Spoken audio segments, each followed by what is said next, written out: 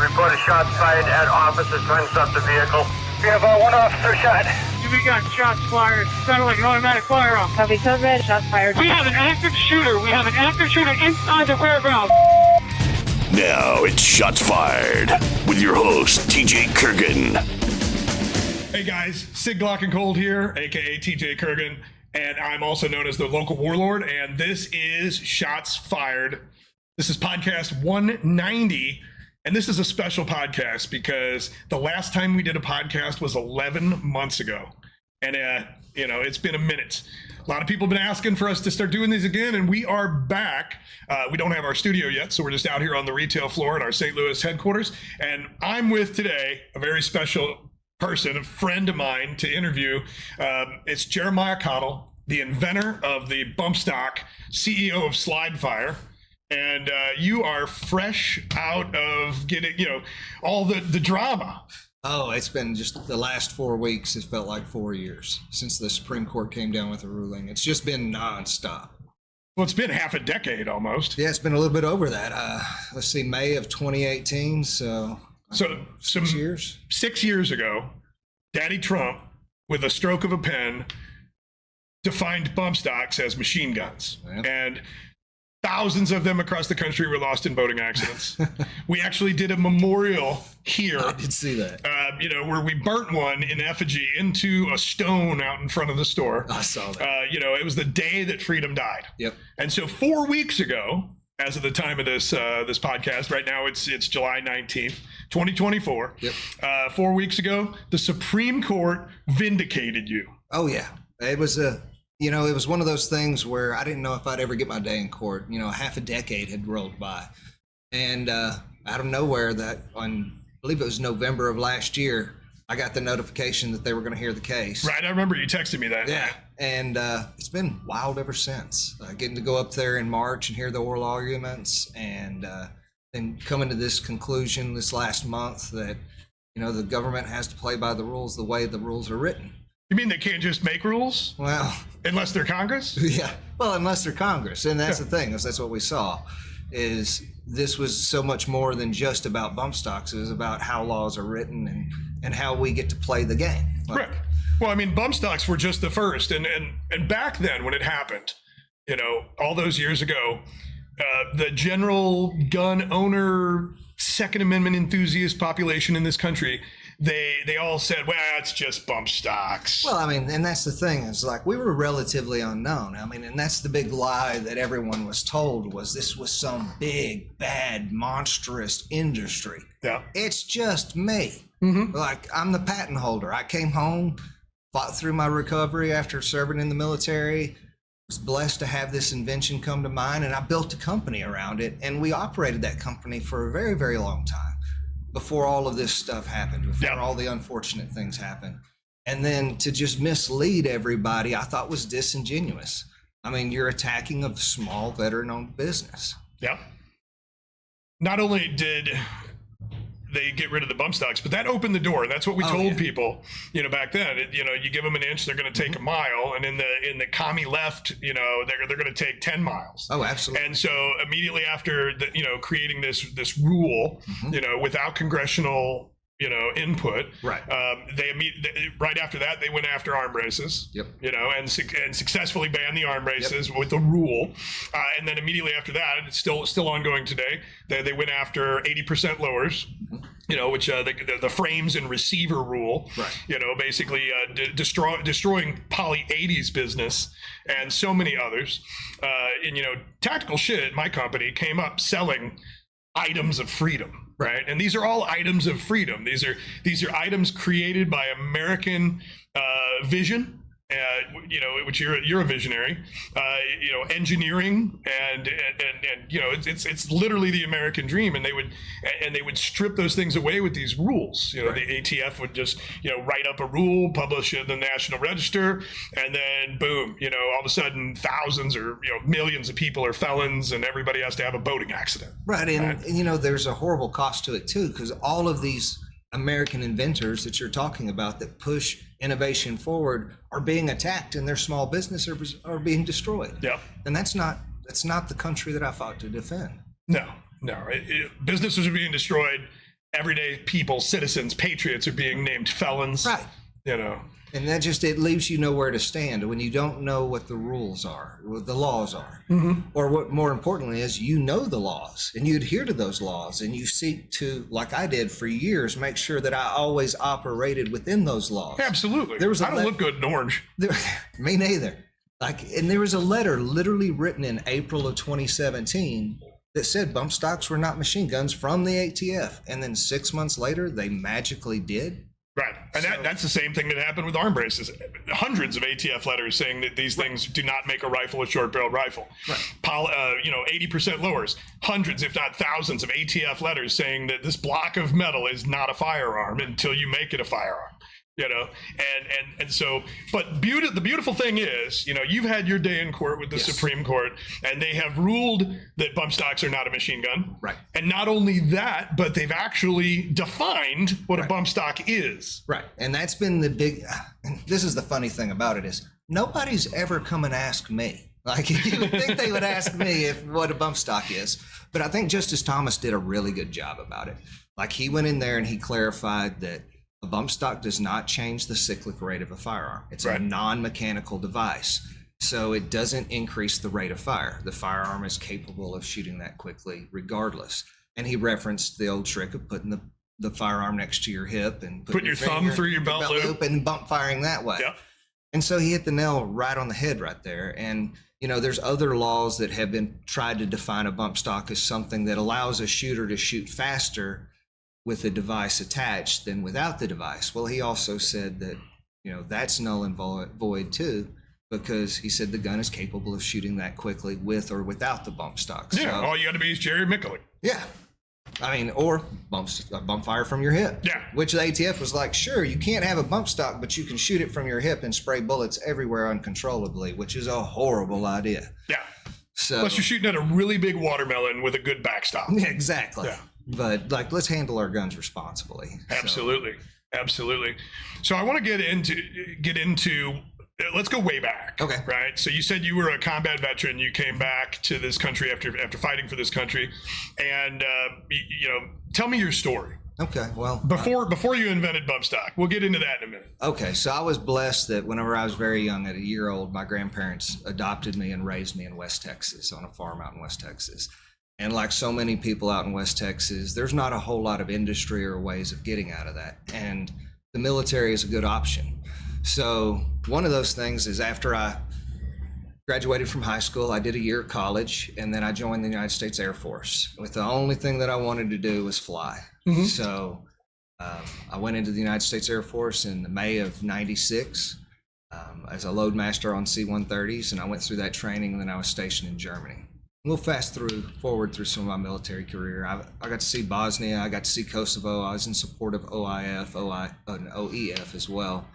And during that time period, that's when I sustained a head injury that ended up resulting in 2 brain surgeries. Okay. In 2004. And I came out in pretty bad shape. Couldn't make coffee. Didn't drive a car for 6 years. Like, I came out in real bad shape.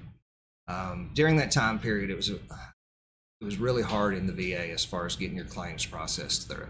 And so I heard it's the same way now, even worse. I hope not for everyone coming home safe, because, you know, over that time period, I lost my house, I lost my vehicle, I had to move back home to the family ranch with my grandparents.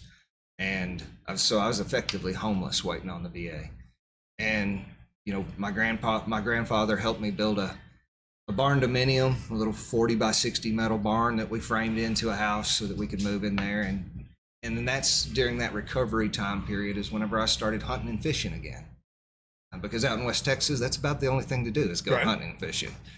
And that's whenever I came across bump firing and started thinking about different designs and how you could actually take that same technique and bring it into a product where you could actually hold the gun properly. Take me back to the moment the first time you ever bump fired a gun. You have to remember that moment. Oh yeah. So me and a good friend of ours, like, we'd been out coyote hunting, stuff like that.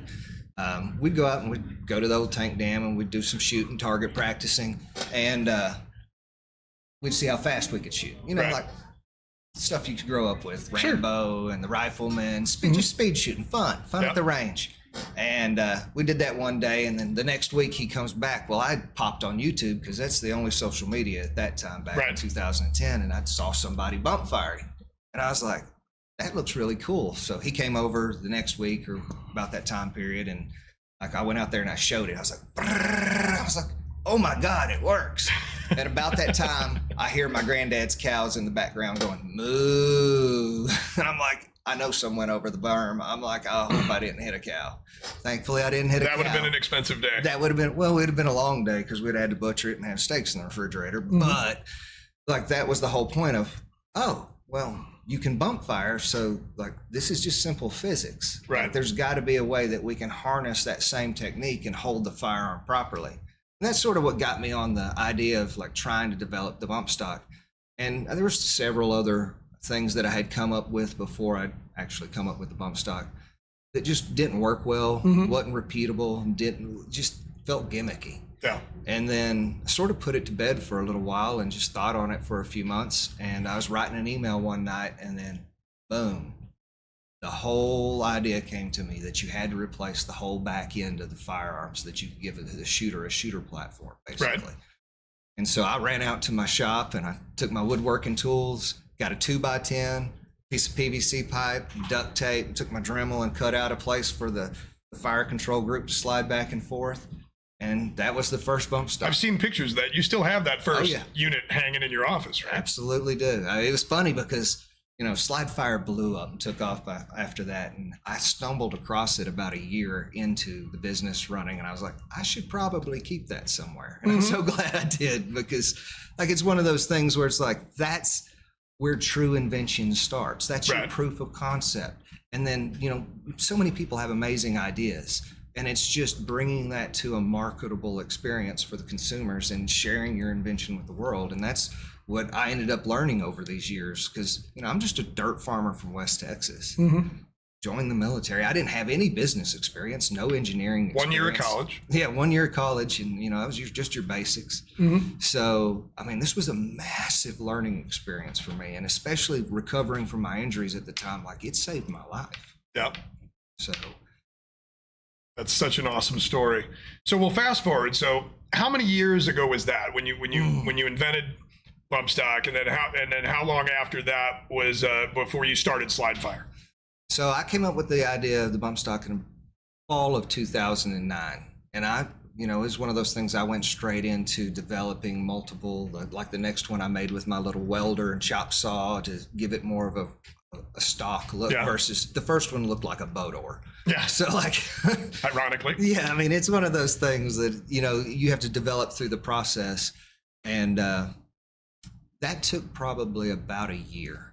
I think I got to number 6 in the development cycle, which is the one that I sent to the ATF.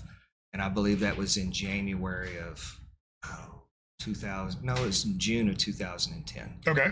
And once I got that back, that's whenever I was like, hey. You got that back? What do you mean you got that back? I got the letter. I got the prototype that I sent in. Because if you send in something to the ATF that's a machine gun, they keep it. Sure. Because it's an unregistered machine gun. So I got my original back from them, and I also got the letter that said, hey, this is not a machine gun. And so at that point, I'm like, I've checked all the boxes. I've complied with the laws.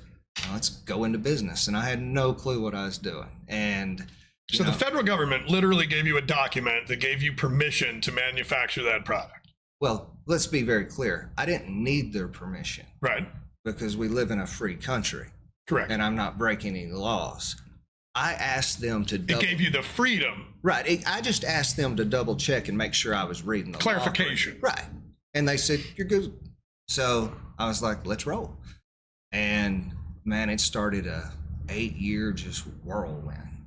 Like it was one of those things where once, I got that letter back from the ATF, got the prototype back from the ATF, had the steel tooling built over the next 6 months. And then whenever I got ready to launch it on December 15th of 2010, I had 500 units. Okay. And, at the time I'm on food stamps. Like I'm living, still waiting on, I'm living on my government disability checks, which is next to nothing. Like I don't even qualify for an apartment off my government check. That was back then. Yeah. So like everybody's screwed. That's a different conversation. But so I went just scraping by with the hopes of like, if I can sell these 500 units, like I will make back the money that I've spent, because I was all in. Like every penny I had saved over the years, everything that the VA gave me in back pay, that when they finally did start my benefits, like everything went in. I was all in. And, you know, my goal was to sell those 500 in a year. And if I did that, I'd basically make my money back and make about $20,000. And for me, that was a home run. Oh, sure. I mean, that to me was an answered prayer. And I put that video on YouTube on December 15th, and by December 19th, in 4 days, I had sold all 500. Wow. And it has just been unbelievable since. And then after that, it was just a meteoric rise. It was a very popular product, you know, for firearms owners in this country. And then, you know, all years later, you know, we have this tragic event in Las Vegas. Right. That was October 1st. What year was that? 2017. Yeah, you remember it, don't you? Oh, yeah. A dark day for you. Yes. And you and I were already friends. I don't remember how we met, or I don't remember if we were. SHOT Show. Yeah, was it SHOT Show? Yep. Okay.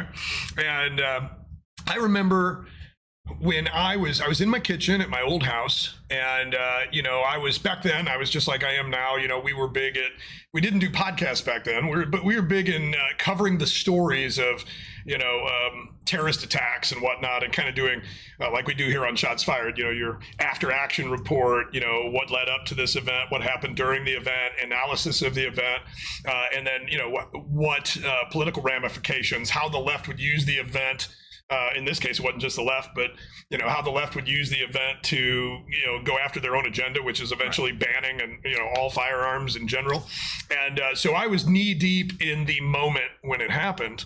And I had gotten a text message from a law enforcement agent in Las Vegas that I knew from something, and it had a picture of a rifle with a bump stock on it, you know, with the bullets laying in the blood, but there was no blood on the bullets.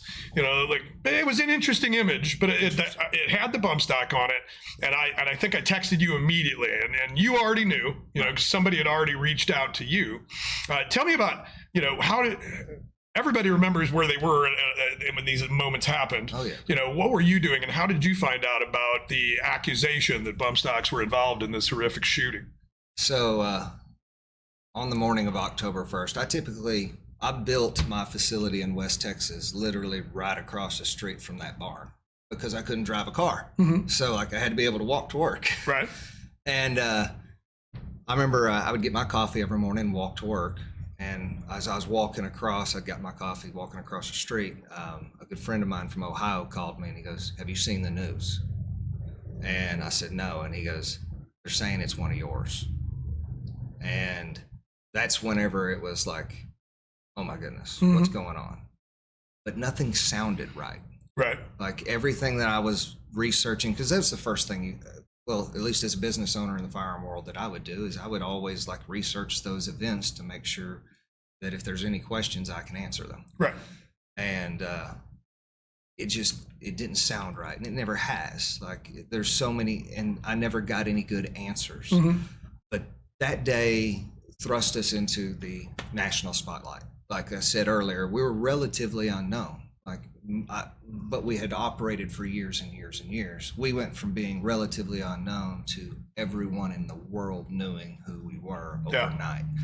And which is not necessarily a good thing. No, you know, I had to pull down my Facebook pages with my kids' pictures on it because people were hunting my children. I can't tell you how many death threats I've gotten.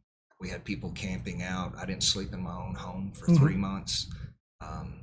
It was ugly. It was ugly, and it was a very, very hard time. It really was. Wow. And for not getting any answers. I really feel that there's a lot of questions that went unanswered. Oh, the entire country feels that there's a lot of questions that went unanswered. Yeah. You know, I was with somebody the other day, just a regular, everyday civilian, non-gun person, and they're like, "Whatever happened with that?" You know, that nobody knows. They swept that whole thing under the rug with the story that was given, and we all know that story is a bunch of bullshit. Yeah. I mean, there's no answers. All there is questions, and nobody's willing to. What I've always tried to explain to people was, first of all, bump stocks don't work on bipods. Right. You know, they're very hard to use on a bipod, especially in a plunging fire situation where you know, and then you have the people that study the audio, which I myself did. Right. You know, there's obviously multiple firearms firing. One sounds a lot like a 308 belt-fed machine gun. M60. Yeah, That's exactly what it says. and you know, and people that were there. I've got friends that were there in the crowd that was being fired upon. That there were gun people that swore up and down there were multiple guns firing, and you know, and so we never get the story. They blame it all on the bump stock. You didn't think it was the echo off the buildings? No, yeah. I'm like, there's no buildings across from the MGM. Right. I'm like, it's a parking lot. Yeah. So there's so many questions. So I say it's in my opinion, it's probably the second largest cover up in this nation's history to the Kennedy assassination. Although I think it might be moving into the third position now that we've had the attempted assassination of former President Trump. You know, that could become the number two. You know, and there's a lot of questions to remain to get answered on that one, and who knows if we'll ever hear it. You know, well, we're definitely living in weird times. Oh my God! Speaking of Trump, you know, I know you're probably not his biggest fan, right? You know what? I don't begrudge the guy at all. People make mistakes, and I mean, he didn't start any more wars. Yeah. Like, and I can't remember a president in my lifetime that didn't start more wars. Right. So, like, I can get behind him on that type of stuff. Do I think he made a mistake with the bump stock? Yes. The Supreme Court agrees with me. Yep. An apology would be nice. Well, you heard it right there. Donald J. Trump, the man's waiting. Well, I mean, that's all I want. I just want an apology. I think he cares about this country. He absolutely does. You don't get up there and get shot at. You don't get up there and get shot and stay in it if you don't care about what you're doing. Right. So, like, he's a badass. He is definitely a badass. More badass than I ever expected, honestly. Like, I'm impressed. The goose pimples. Yeah, I'm getting this. Like, I've got a lot of respect for him for that. I mean, it wasn't right to pick on me, but I truly believe he just folded to the pressure. Yeah. Well, you were an easy political whim. Yeah. And you know, he's not exactly your traditional politician, but he's still a politician. Right. And you know, he's always leaned a little bit more towards the left side. I don't like the left. I don't like Democrats or Republican side. I don't like politics. Yeah. I just want people to be nice to each other. Mm-hmm. The golden rule. Yeah. I find that so perplexing that's hard for people to be nice to each other. But, well, I don't think it's hard. I think it's the media, the legacy media, the traditional media that are completely run by the Soros agenda. Right. You know, to create hate and discontent and fear. You know, and fear. Like, I was in an interview yesterday, and like the guy was literally asking that they think that they should. Do you think they should ban recreational shooting because it's dangerous? And I'm like, we jump out of airplanes with backpacks on our back, you know, parachutes. Like, right. we drive cars on closed tracks at record speeds. What would Red Bull do if they banned dangerous recreational things? Like, we're supposed to do them as safely as possible and have fun. Mm-hmm. Like, when did we become a nation of not having fun? Right. Like, that's what breaks my heart. Yeah. Is I'm like, we used to be brave and have fun together, and we do dangerous things as safely as possible. I mean, that's where all the cool stories come from, right? Yep. Like, hold my beer. Yeah. Do it as safely as possible. But, so on that day in October, you know, I got that text message and I texted you, and the way I got involved in all this, you know, you had, and I won't mention the names of the vendors, but a lot of large gun parts selling organizations, you know, big ones, multi-location chains. Oh yeah. You know, they all basically started shipping you back all of their bump stocks. This is before they were banned. This is just the moment in time after the accusations were made that they were involved in this tragedy. And you had all these people sending back all this inventory, and you called me and said, hey, do you have the infrastructure to be able to sell these for me? Yep. And I said, absolutely. And so we embarked upon that. And I don't know how many we sold, but it was Truckloads. It was truckloads and truckloads of them in those moments, before the ban. Yep. And you and I became great friends. Well, in it was that. even way before the ban, because I shut down 8 months before the ban actually was in place. No, I'm saying it was way before the ban. Yeah. We just pushed them out. It was unbelievable. Everybody wanted them. And you know what is amazing is so many people had fun with them and enjoyed them. Yeah. That's the best part about it, is people get to go to the range, and then I get emails like, I took my dad to the range for the first time in 20 years. Like, I haven't seen him smile this much in decades. Like, that's cool. Yeah. Like, that's the best thing in the world. And I think the fear and the fear mongering is just way past and overboard and misguided. Yep. I remember when the ban came out, it was a dark day for us, dark day for the country. And we still had, I want to say $40,000 worth of green left-handers in the warehouse. Oh, yeah. And like you, we had to destroy all of them. And Yeah. that was a very sad moment, not only because we were losing $40,000, but also, just to destroy something, knowing that it was wrong, what was happening, And then we did like I said, our tribute where we burnt one with a flamethrower into a rock, I saw that. And the plastic is gone, but the shape of the bump stock is still in the rock out there right in front of the store. And I am so excited that you're here today. So what we haven't got into is that bump stocks are back. Now, 4 weeks after the Supreme Court said they're not machine guns, this is what they are, and basically gave you the ability to sell them again. Yeah. You just showed up today here, July 19th, Friday, with a truckload of 1,000 units that are now in my warehouse, and we're now dispensing freedom again. One more to time this country. I'm loving the world we're living in at the moment for only a few reasons, and that's because of the wins that we're seeing in the courts, right? Oh, yes. Between the bump stock win in the Supreme Court, the nationwide stay on the arm brace. Now we're selling arm braces again. Our website is full of S&B tactical arm braces.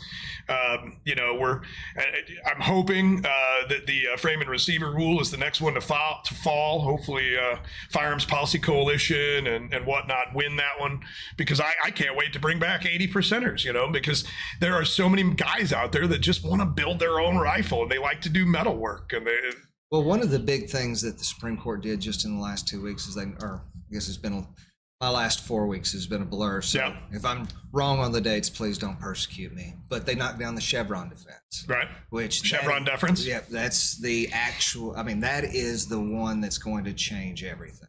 Because for so many years, they have been able to rely on that precedence to interpret, oh, we think this means that. Explain to me, like I'm a 12-year-old, what Chevron deference is. I tried to explain it to people, and you probably explained it better. Well, it's pretty simple. So the courts came in there and they said, okay, the government has the right to interpret the law within reason. Right. And anytime you leave that within reason with the government, it becomes very unreasonable. Mm-hmm. And so what the Supreme Court just did is they came back and said, no, we're not doing that anymore. No more interpretation. It's got to be in black and white. So you're saying the Chevron deference was essentially the unreasonable man theory? Yes. Yeah, pretty much. That's what they used it for. That's what they used to justify the braces, the bump stock. We can do that because we're interpreting the law differently now. Mm-hmm. And this case allows us to do that. Don't pay attention to the letters we sent out saying that these aren't machine guns. We changed our mind. We changed our mind, and we're interpreting it differently now. And that's exactly what they said to the Supreme Court under the oral arguments. And the Supreme Court went in and went, no. So they started with hammering the bump stock ban down. And then they finished it off with the Chevron. And the Chevron, that's going to be really interesting to see what happens over the next few years, because that should open up for a lot more innovation. There's no more interpretation. It's black and white. Right. And if you ever spend any time actually reading the old law, the 1930s Guns Acts and stuff like that, we had politicians that were in office that were really good writers. And they were actually, you could tell by the way they wrote, they were intelligent people. And whenever you're trying to create laws, you would hope that you have articulate, intelligent people in that place. With forethought. Yeah. And we actually did. And you can read those laws and you can derive that from it. The stuff that's coming out now is just, it's horrible. Mm-hmm. It leaves so much open for interpretation that you can't have a society of laws that operates on interpretation. Right.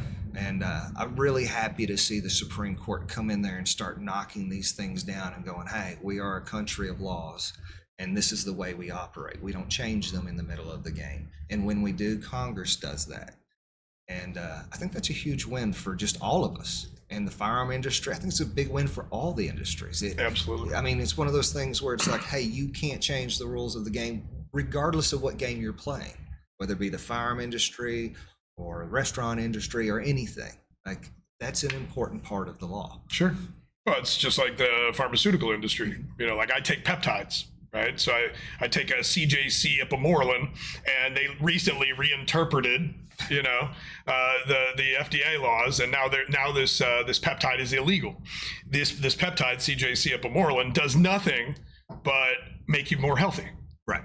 It absolutely has no negative side effects. It only makes you more healthy. But you can get Pop-Tarts. They're perfectly legal, and they'll kill you.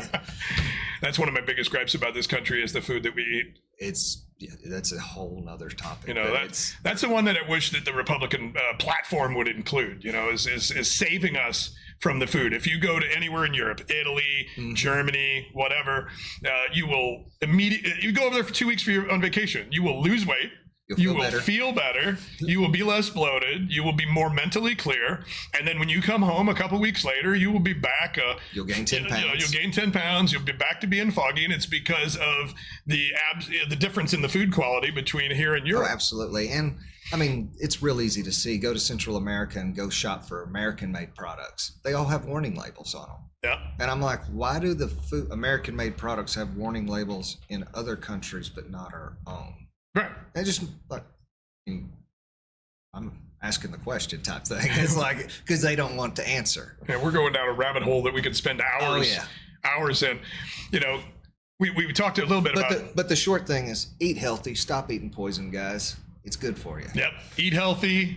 Be fit. Yeah. You know, a lot of guys that listen to this show or follow me or Tactical Shit, you know, they think that the gun is going to save them. You know, like them or their family. You know, like owning a gun is somehow going to make them an asset.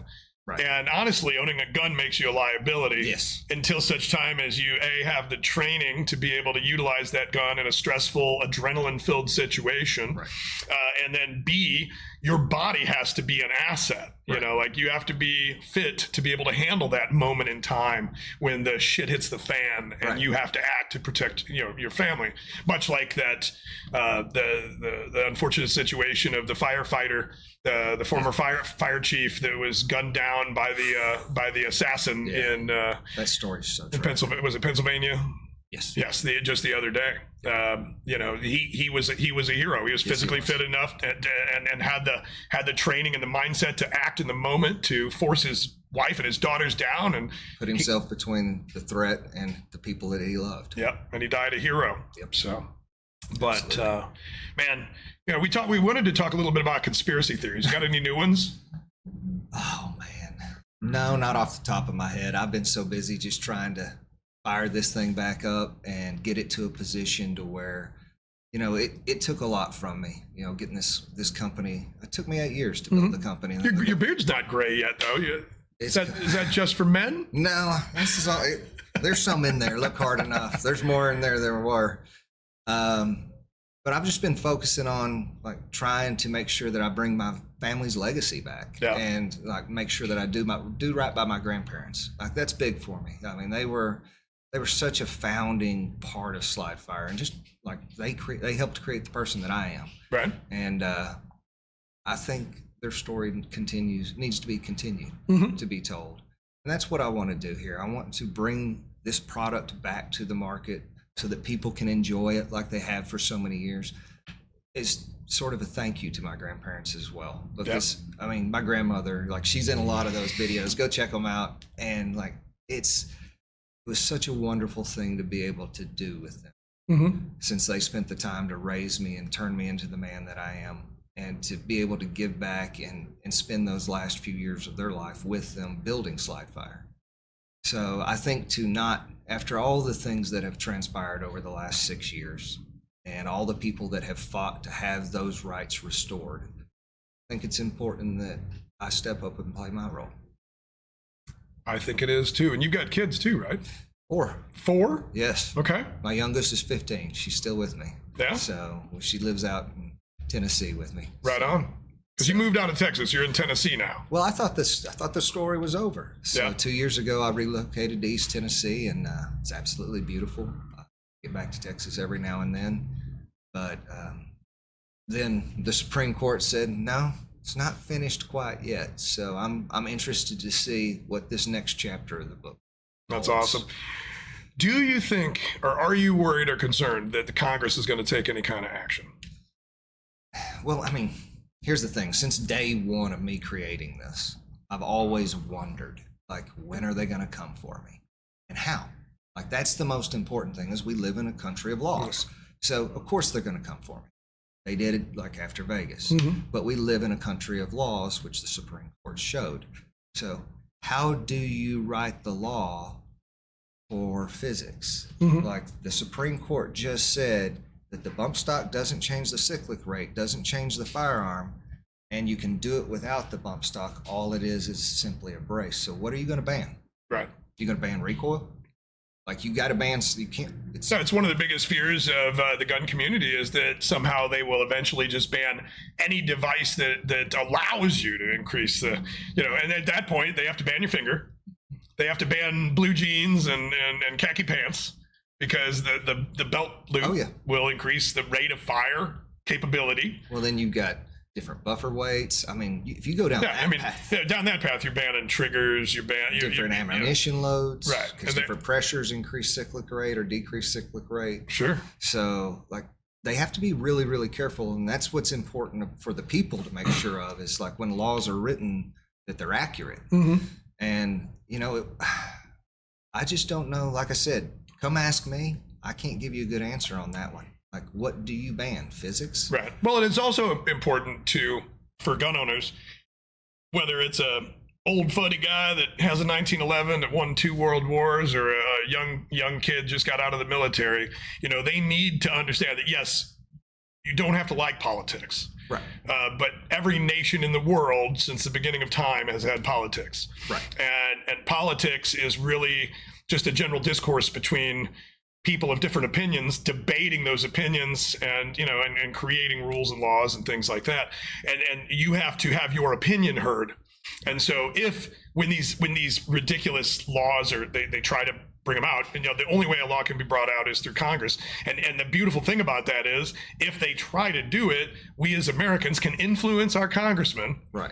Simply by talking to them, by sending them letters, by making phone calls, by sending emails, and congressmen are very accessible. Yes. I live in Pinellas County, Florida, and my congressman, Anna Polina Luna, I've got her on speed dial on my phone, and she will answer the call. Oh, wow. It's not because I'm a special person. I just met her one time, and she's a great person, and congressmen are like that, So if you want to, influence, those who influence the law, you need to take action, and that action is through voicing your opinion and being heard. And that's part of what, democracy and this republic is all about. Oh, absolutely. But people are like, oh, I don't like politics, that sort of stuff. It's like pulling teeth to get people to, all they want to do is bitch, right?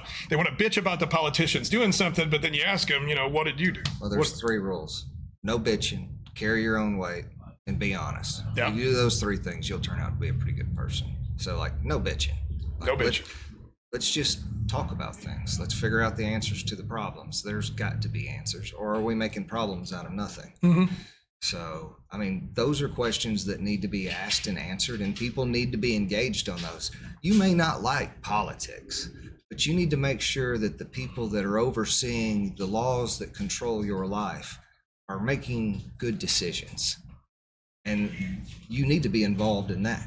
I mean, you don't have to like one party or another, but have a reason for the way you think and be able to articulate that and express that to the people that are in the authority to make those decisions for you. I think that's important. I think this whole dividing America into 2 political parties is a travesty. I think we should all be Americans and be fighting for those things. We just lost our way somewhere along. Yeah.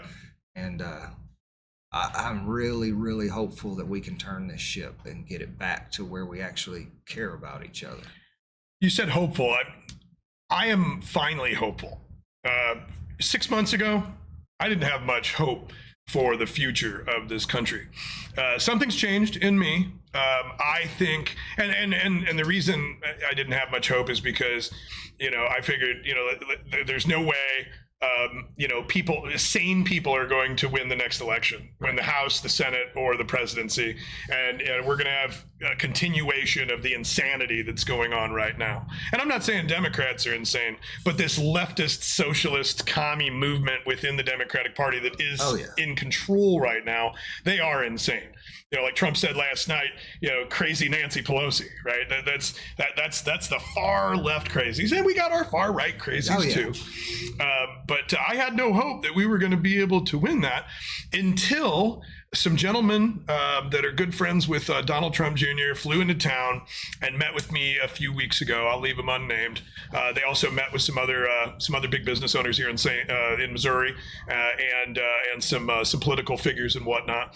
And there's a grassroots thing going on right now, and I want to make sure that we get it into this podcast.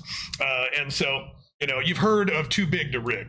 Yeah. Right. So Trump had said that at a few Trump rallies and whatnot. And what does that mean? It means that they're still going to be able to cheat in certain states, certain swing states, because we failed as conservatives to install governors in those states that could police the elections, like Arizona, like Georgia. We failed in being able to police those states, like we're doing in my home state of Florida. DeSantis, he made it illegal to do voter fraud. And Trump won Florida in a landslide compared to any other state, which doesn't make sense because there's a ton of liberals in Florida, right? The entire East Coast is in Florida, right? New Yorkers, Jersey, they're all in Florida. But he won with a margin that was not comparable to any other state. And it was simply because they'd put laws into place and they'd enforce those laws and put people in jail in Orlando. They put people in jail in Miami for doing voter fraud. Ballot harvesting was illegal, blah, blah, blah. And so you saw this landslide victory. Well, we didn't get that, which in these other states, which is why I lost hope. Kerry Lake didn't win in Arizona. And so Arizona is in jeopardy to, the potential of fraudulent voting, right? And so, but what I heard from these guys when they flew into town is that there's this grassroots thing, and I'm telling you about it now. They did some research because this is public information. In like Georgia, for example, there are 500,000 registered hunters. You're a registered hunter, right? Yep. I'm a registered hunter. We're both gun guys, right? Right. And most registered hunters would lean conservative. Yeah. 500,000 registered hunters in Georgia that did not vote in the last election and are not registered to vote. Here in Missouri, it's like 200 and something thousand. Interesting. And that's just registered hunters. We also have access to the data of law enforcement. We have access to the data of veterans. Veterans are a whole nother one. A lot of veterans are disgruntled with politics. Right. They don't vote because they think their vote doesn't matter. And they just disassociate from the whole thing. And so, there's hundreds of thousands of veterans, hundreds of thousands of cops, hundreds of thousands of firefighters, first responders that are not registered to vote, did not vote in the last election. And that's surprising. It is. It's insane. Wow. And so here's the plan. How do we make it too big to rig? Too big to rig means landslide, right? Landslide even in places where we don't need a landslide, like Missouri or Florida. Too big to rig means we need to get a percentage of those people to the polls and actually vote their conscience. Right. Right. And the way we do that is very simple. And we can't do this on social media. Right? Because social media will suppress us the second we say anything about registering to vote or getting out to vote, right? Right. That's for the left only. Right. Right. But what we have to do is grassroots. Each and every one of us has to find somebody within our network, our sphere of influence, our network, whatever, that did not vote in the last election and physically take them to the ballots on election day. I'm taking my son. Okay. My son's 22. He was 18 during the last election, and he did not vote. And the reason he didn't vote was he told me, Dad, my vote doesn't matter. And then when the election was over, he said, see, it wouldn't have mattered. And now he's a little wiser now. I've had 4 more years to influence him. I looked him in the eye the other day after having that meeting. I said, "You're going to vote this year." He goes, "Oh, yeah, yeah." I said, No. You're going to vote because I'm taking you there. I'm not registered to vote in Missouri. I live in Florida. My son lives here in Missouri, but I'm going to physically, I'll vote by proxy down there so I can be here to physically drive him to the voting booth. My wife, she's going to find one person. And what we need to do is get those people to find one person. So my son, I told him, find one of your friends that didn't vote last time and, bring them with you, or you take them to the voting, later that day. Right. And if we can do that, the numbers are staggering. If we can get, I think that the fact is, if we can get 3% of the people that didn't vote last time to actually vote this time, absolute landslide, too big to rig. Wow. 3%. Amazing, that 3% number, right? Yeah. The whole 3%er concept. Yeah. It's just a little different these days. The 3%ers back then had rifles. The 3%ers today need to have a pen. Yep.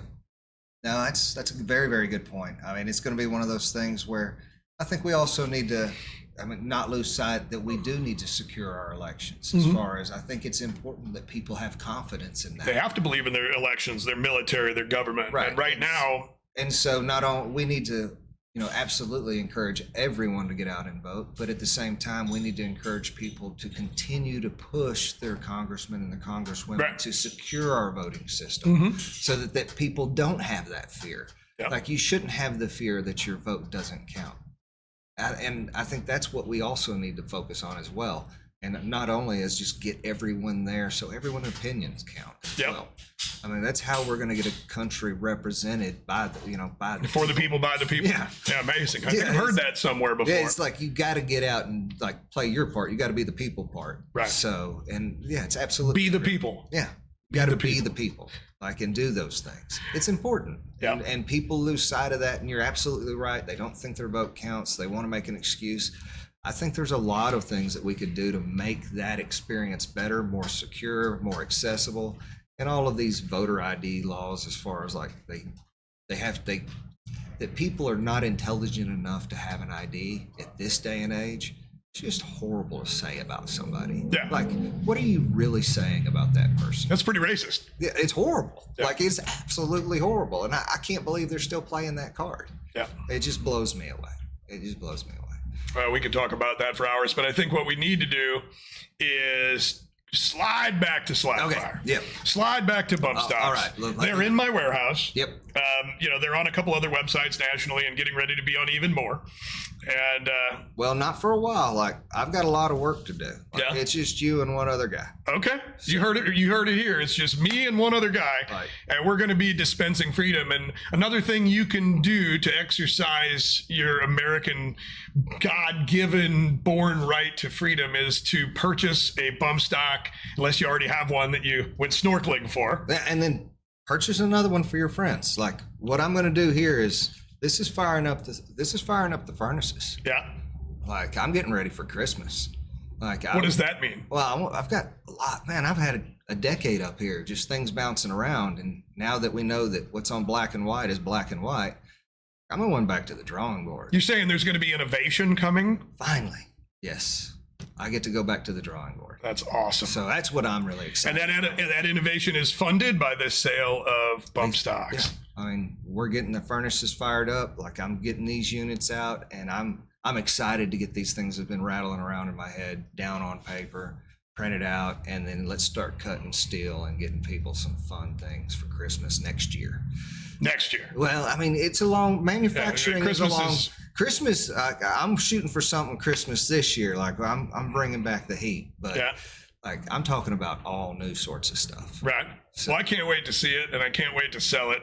Because you know me, I'm the local warlord. I love dispensing freedom. So well, I appreciate all y'all's hard work and all y'all's support. And like you were mentioning, some people just turned coat and ran. Like, I don't play games with those people anymore. Like Conor McGregor said, you don't eat with the people you don't starve with. Yeah. So I'm happy to be back. I believe this was a win for the country, and I'm going to do my part to make sure that I deliver freedom as well. So nice. If somebody's asking, I'm here for you. And for all of y'all listening, watching, whatever, if you're listening on one of the podcast platforms, or you're watching on YouTube or Instagram or Facebook or wherever we're broadcasting at, you know, if you're a listener to this show, a follower of Tactical Shit or Sig Glock and Colt, if you use the promo code BUMP, B-U-M-P, at checkout, we'll give you free shipping on a bump stock. Nice. I'll make sure that works. We're not going to put that anywhere else. So you guys, that's just for you. Awesome. Cool. Well, thanks for coming in today. Absolutely. I know you got a lot of other things to do to get this company back and flourishing. Yeah. I think by the end of the day, we'll have pressed down 4,200 miles in the last 7 days. Wow. Like, that's to make sure that we could get things delivered to the people that wanted them. Yeah. Making America happen. Nice. When will you be back in full production? Man, it took me definition of full production's a big one. It's like when Slidefire was rocking and rolling, we had a product catalog of about 40 products that we offered. So I'm going to take it a little bit different this way, TJ. So y'all are just going to have to keep watching. Okay. Keep watching, keep listening. And, you know, you'll be seeing more of Jeremiah and me, I'm sure, in the near future as we create content and get these products out on the market and basically introduce bump stocks and Slidefire to a whole new generation of shooters. If you've never shot one, you absolutely must. Yeah, it's not a tactical device. You don't put, you know, it's not something that you're going to defend your home with, but it is an absolute blast at the range. Yep, absolutely. Go Thanks. out, have fun. Be safe. TJ, I appreciate it. Well, I appreciate you, sir. And I know everybody watching and listening does too. God bless you, man. Thank you for everything you've done. Absolutely. Thank you, sir. We'll be back.